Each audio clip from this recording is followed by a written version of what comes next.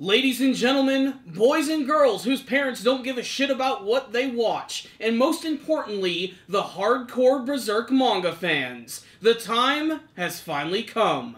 Guts has donned the legendary Berserker Armor, and he has an epic throwdown with Grunbeld, the Flame Dragon. Does it live up to the hype? Kinda. Look, let's get one thing straight. The Berserk manga series is never going to be replaced by an anime adaptation. There's just no way that it's ever going to be done justice, and a lot of that has to do to Kentaro Miura's amazing artwork in that series.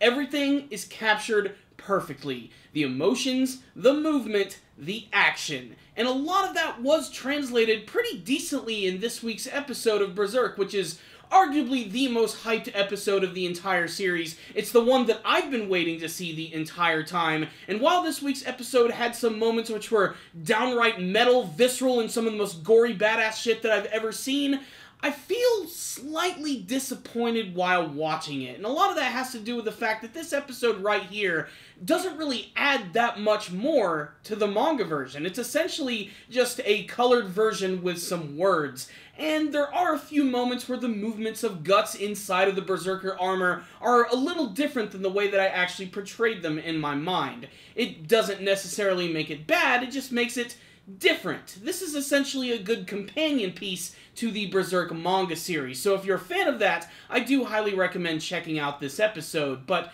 I can tell that some fans are going to be a little disappointed by this one, as it does feature some very strange design choices, not to mention the choices of some of the colors in this episode just kind of make me question why? Why would they do that in the first place? Because the best thing about the Berserk manga series, in my opinion, is the artwork itself. Guts inside of the Berserker armor looks super detailed. You get to see every single groove, every single rivet, every single individual piece of armor. And that's of course because the manga itself is in black and white, but the Berserker armor is pitch black, and in the actual anime version, they make sure to color it that way as well, and you end up losing a little bit of the detail. With that being said, that's really the only negative I really have for the episode. The rest of it was pretty much a perfect adaptation of that manga chapter, as well as some of the things that happen a little bit later, not to mention they're hyping up the next arc of the series.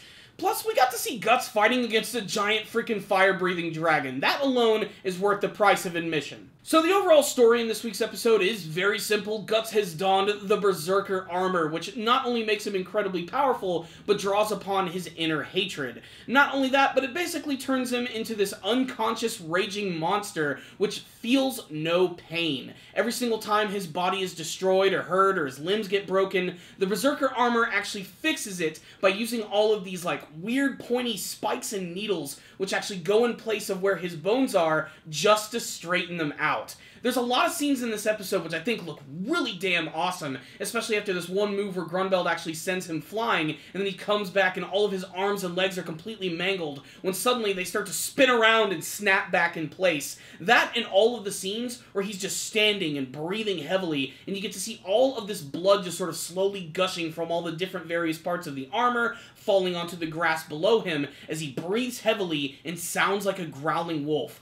I love the sounds that he makes in this episode. When I was reading this in the manga version, I never imagined that he was going to be making these monstrous sounds. I thought he was just going to be deathly silent the entire time, and that added a lot of intensity to this fight right here, which, for Grunbeld, probably had him shitting his little dragon britches, because he realizes that he's in front of an opponent that can actually go toe-to-toe with him. In the first half of the battle, he hasn't even transformed, and Guts just completely overwhelms him with his speed and with his power, to the point where he actually manages to cut through his helmet and even break his legendary hammer. He's even able to go cannon to cannon, because in the Berserker armor, it actually assimilates with his false hand, and he's actually able to fire cannon blasts directly from it. This is another pretty awesome scene, but it's when Grunbeld transforms that the battle truly starts to come into its own. I've said it before and I'll say it again, I think the CG animation works really well for the apostles and for the monsters in this series. Grunbeld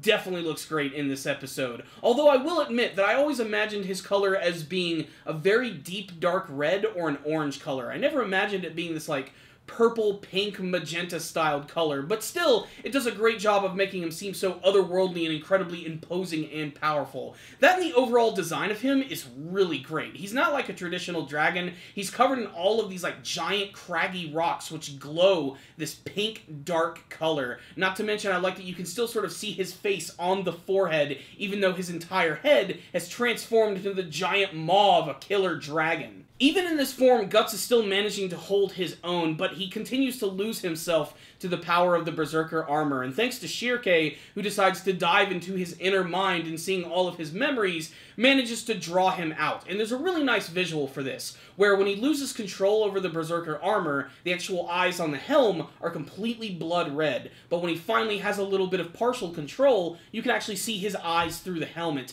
And there's a great scene where Casca is about to be attacked by these apostles, and he comes in and just slices and dices them in such an amazing way. I love the scene where he's jumping forward and he ends up throwing his Dragon Slayer. Yes, he throws the Dragon Slayer, a sword that most people can't even pick up. And as soon as it slams into the head of this apostle, he jumps on top of it, grabs the sword again, attacks this other apostle by shoving it right through its mouth, and he does it so fast and so cleanly that the actual head of this creature is still balanced on top of his sword. This combined with the other smaller scenes where he's attacking the apostles, taking out multiple ones at once with just one swing, and this one where this one bug apostle attacks him by slashing at him with this giant claw, he's actually able to utilize the helm as a mouth. Because it's in the shape of a wolf, it actually bites down on this thing's arm, allowing him to take his sword and shove it right through this thing's face. It's satisfying as hell, and clearly the best thing about this week's episode. That and, of course, the big reveal of Guts' brand new look. When he actually does end up saving Casca and Farnese, the actual helm begins to open up almost like the frickin' Venom symbiote from Spider-Man, and you get to see Guts in this super detailed shot, which is just gorgeous, by the way. This is the scene that actually looks like it's pulled directly from the manga version, and it makes me wish the rest of the series could have this type of detail. It's worth noting that using the Berserker Armor has taken such a toll on Guts and damaged his body so much that a portion of his hair has actually turned white. This is a part of the series which I consider the turning point for Berserk. This is the Super Saiyan moment, and frankly, it was pretty freaking awesome. Not to mention, they could have just done that for the episode, and it would have been a pretty satisfying experience. They are going ahead and starting up the next big arc of the series, which is going to involve the Kushan Army. We get to see that Laban is returning, and he's meeting with some of the Midlanders, even this one,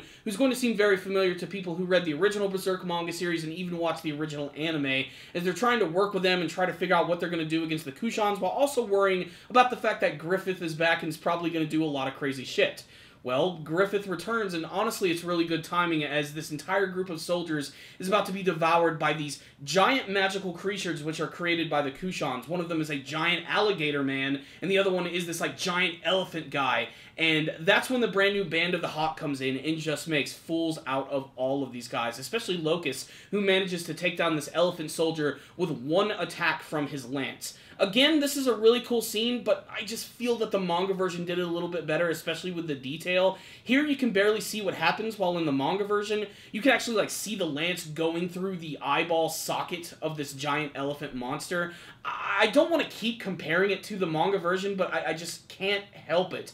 And I kind of have to for the most hardcore of Berserk fans of the series. And frankly, as a fan who really likes that manga, I just have to talk about that. So, the episode ends with a post-credit scene with Guts hanging out with his brand new family on the beach, and apparently a month has passed, and he's still wearing the Berserker Armor. He decides to thank Shirke for everything that she has done, and they move forward into the next arc of the story. So, what's the rundown on this week's episode of Berserk? I am so conflicted with this one. The first time that I watched it, I'm not sure that I even liked the episode all that much. I got very little from it. I didn't feel like there was a lot of emotion behind it. I didn't get as pumped up as I thought I was going to get about it, but there were still moments that I really did enjoy. And this is a flawed episode, but then again, it's attached to a flawed anime series, one that is sort of an imperfect adaptation of what I consider to be a damn near perfect manga. And that's something that's really hard to do, especially because this is a part of the story that's existed for a very long time in manga format. This is something that people have known about for years, and everybody sort of envisioned in their own mind what this could actually be like. in a typical anime version. And while it certainly didn't live up to the heights that I wanted to see, it still managed to be a pretty impressive spectacle and an okay episode overall, if a little disjointed at times, and definitely slowed down by all the moments with Shirke, which were very important and were of course a great moment to show how far she's come as a witch. That we also got that big final epic moment where they actually make their escape from Grunbeld, and you get to see that they're actually being blocked and protected by Flora, who has transformed into some kind of giant fire demon. I didn't really get it in the manga version, but I'm guessing this is similar to the moment with Shirke where she actually became one with that one massive water creature. This is sort of the same concept here. Not to mention it also demonstrates the pure raw power of good magic in the series, as Grunbeld is a fire dragon and he cannot withstand the power of Flora. This is a pretty crazy moment. I wish we would have gotten also a more solid conclusion as to what was actually going on after this battle when everybody left with the Skull Knight and Zod, but then again, this is an adaptation of the Berserk manga, and it pretty much happens that way too. All the other stuff with the Kushans, too, was a nice, pleasant surprise. I didn't expect them to get this deep into the next part of the story, but it is a way of adapting the manga version, although they are still keeping some things very secret and away from the viewer. I have a feeling that this entire season is going to end with them sort of building up the next arc of the series as we find a good, nice stopping point, but still, we're going to have a few more epic moments to look forward to. And this week's episode certainly had some of the most epic moments from the entire Berserk anime franchise period. If anything, I'm happy. We can finally get these moments in anime form, and we can take them for what they are. And, you know, if I'd have saw this years ago, I'd have probably thought it was the coolest damn thing I've ever seen. The problem is, I've seen a lot of anime at this point, and I've also read this version of the manga, like, way too many times. So really what I'm trying to say is, this isn't the episode that I was looking for, but it still managed to be pretty entertaining from beginning to end, so it's still worth seeing if you're a fan of the Berserk series, and I do recommend it to all viewers, whether you're just a manga reader or you're someone who's casually enjoying the brand new Berserk manga. This is a turning point for the series. Guts has a brand new upgrade, and it is definitely one of the coolest, bloodiest ones that I have ever seen. I just wish it would have been done with a little better animation and maybe a little better artwork. But you can't always get what you want. So, as a score for this one, I'm actually still going to give it a 4 out of 5. I'm disappointed by some of the animation moments, but for the most part, I did get a lot of enjoyment out of this episode, and I have to say that watching it a second time, you'll appreciate it a lot more. There's a lot of little things that I didn't even notice the first time around, but like I said, this is basically a straight adaptation of Guts getting the Berserker Armor for the very first time and utilizing it against a very great enemy. If I were the director of this anime series, however, I would have tried to go above and beyond a little bit more. I would have wanted to add a little bit more to this fight. Whether it just be seeing more of Guts in action, seeing him fight against some random apostles to demonstrate how incredibly overwhelmingly powerful he is. Maybe extending the battle with Grunbeld and adding some things to it that were actually not in the manga version. Because a lot of the times, that's what I really love about watching anime versions of manga series. They can add a lot of interesting things that we've never actually seen before. That's what I always loved about the Naruto series and Dragon Ball. They always add a lot of things that weren't there before, and it allows you to get more, basically, bang for your buck from the anime version. Aside from that, you're basically just looking at a manga with moving pictures and sound. So, there it is. That's my thoughts on the episode. It's a 4 out of 5 from me. Slightly disappointed, but still a very watchable episode of the series.